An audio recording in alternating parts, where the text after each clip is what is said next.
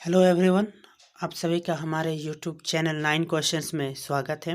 आज के इस पर्टिकुलर सेगमेंट में हम बात करेंगे कुछ करंट अफेयर्स के बारे में। अगर आप रेलवे, एसएससी, बैंकिंग इत्यादि किसी भी तरह के प्रतियोगिता परीक्षाओं की तैयारी कर रहे हैं तो इस प्रकार के करंट अफेयर्स आपके लिए काफ़ी उपयोगी सिद्ध हो सकते हैं। पहला सवाल है, हाल ही में सिमुर्ग नामक सुपर कंप्यूटर किस देश के द्वारा विकसित किया गया है? इसका उत्तर होगा डी, ईरान। सुपर कंप्यूटर सिमुर्ग पिछले वाले इसके सुपर कंप्यूटर से 100 गुना अधिक तीव्रता से काम करता है। यह मानना है ईरान के सुपर कंप्यूटर निर्माताओं का।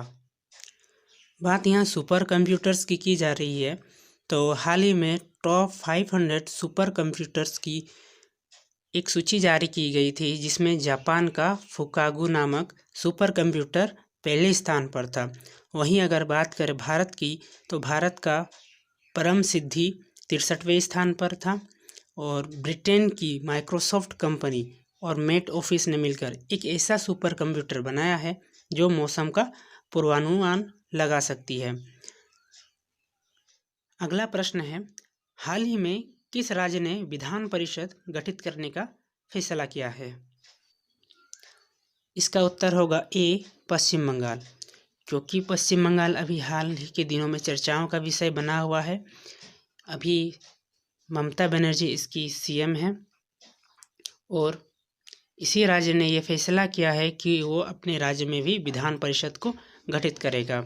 अब विधान परिषद होता क्या है? आप इसे इस तरह से समझ सकते हैं कि केंद्रीय स्तर पर लोकसभा और राज्यसभा होते हैं। लोकसभा को आप कहते हैं निम्न सदन और राज्यसभा को कहते हैं आप उच्च सदन।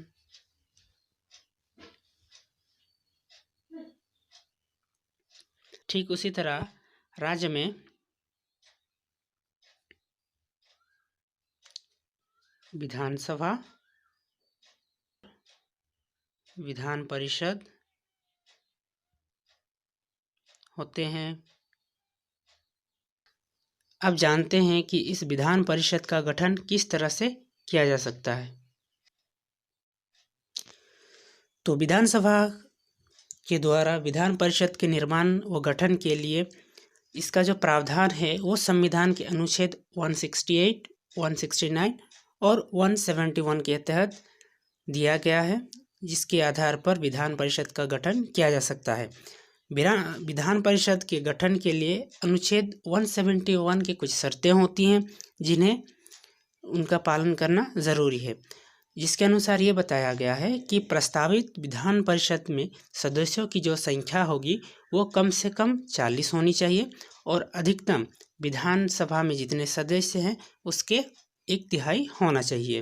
विधान परिषद के लिए प्रस्ताव दिया जा रहा हो तो उसके लिए पूरे विधानसभा का बहुमत होना ज़रूर है और साथ ही साथ जब वोटिंग की जाएगी तब उसमें उसके पक्ष में जो बहुमत होंगे वो कम से कम 2/3 तो होने ही चाहिए। अगर इस तरह का बहुमत मिलता है इस प्रस्ताव को तो वो अनुच्छेद 169 के तहत विधान परिषद के निर्माण का प्रस्ताव कानून पास कर सकती है। चलिए बढ़ते हैं अगले प्रश्न की ओर। तीसरा प्रश्न है, हाल ही में किस राज्य ने कोविड ड्यूटी पर मारे गए कर्मचारियों के परिवारों को नौकरी देने का निर्णय लिया है? इसका उत्तर होगा नंबर 4, मध्य प्रदेश। अब यहाँ पर नाम आया है मध्य प्रदेश के बारे में, तो मध्य प्रदेश के बारे में जान लेते हैं। मध्य प्रदेश को टाइगर स्टेट भी कहा जाता है। क्यों? क्योंकि भारत में सर्वाधिक टाइगर कहाँ पाए जाते हैं? मध्य प्रदेश में ही। साथ ही साथ जो नेशनल पार्क्स हैं भारत में सबसे ज़्यादा संख्या में मध्य प्रदेश में ही हैं। मध्य प्रदेश के सीएम की बात करें तो वो हैं शिवराज सिंह चौहान। और अगर राज्यपाल की बात करें, गवर्नर की बात करें तो वो है आनंदीबेन पटेल। हम आपको बता दें कि आनंदीबेन पटेल जो हैं वो यूपी की राज्यपाल हैं, परंतु मध्य प्रदेश की भी राज्यपाल की जो कार्यभार है उसे संभालती हैं। बढ़ते हैं अगले प्रश्न की ओर। चौथा प्रश्न है, हाल ही में ICMR के द्वारा कोविड-19 उपचार सूची से किसे हटाया गया है? इसका उत्तर होगा ऑप्शन नंबर 3, प्लाज्मा थेरेपी। ये प्लाज्मा आखिर होता क्या है? अब ये जानिए कि जो ब्लड होता है उस ब्लड का 60% जो भाग होता है वो लिक्विड होता है और 40% सॉलिड होता है। अब सॉलिड क्या क्या हो सकता है? उसमें रेड ब्लड सेल्स हो सकते हैं, लाल रक्त कणिकाएं, वाइट ब्लड सेल्स हो सकते हैं, श्वेत रक्त कणिकाएं और प्लेटलेट्स हो सकते हैं। ये चीज़ें ठोस में हो सकती हैं। अब बात करते हैं उस तरल के बारे में। तो तरल में क्या चीज़ें होती हैं? जो तरल होता है उस 60% तरल का 90% जो भाग होता है वो होता है लिक्विड और 10% जो भाग होता है वो एक तरह का प्रोटीन होता है जिसे कहते हैं फाइब्रोनेजन प्रोटीन।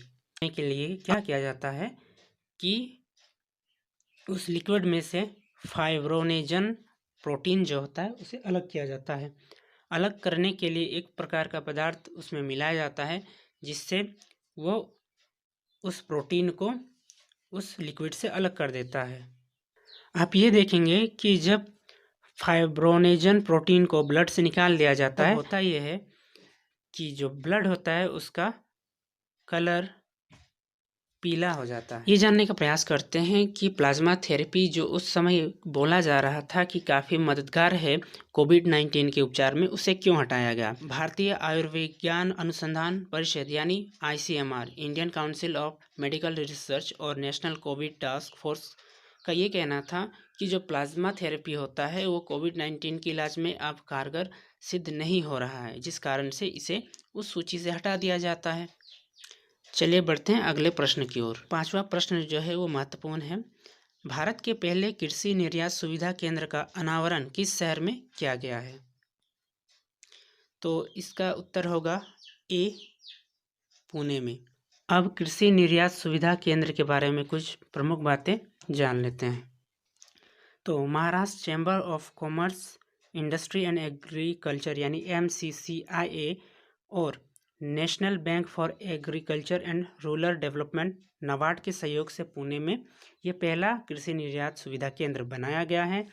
और यहाँ आया वह शब्द है नाबार्ड। तो नाबार्ड के बारे में भी कुछ जान लेते हैं। नाबार्ड की स्थापना हुई थी 12 जुलाई 1982 को। इसका मुख्यालय मुंबई में है और नाबार्ड के जो अध्यक्ष हैं वो है GR चिंताला।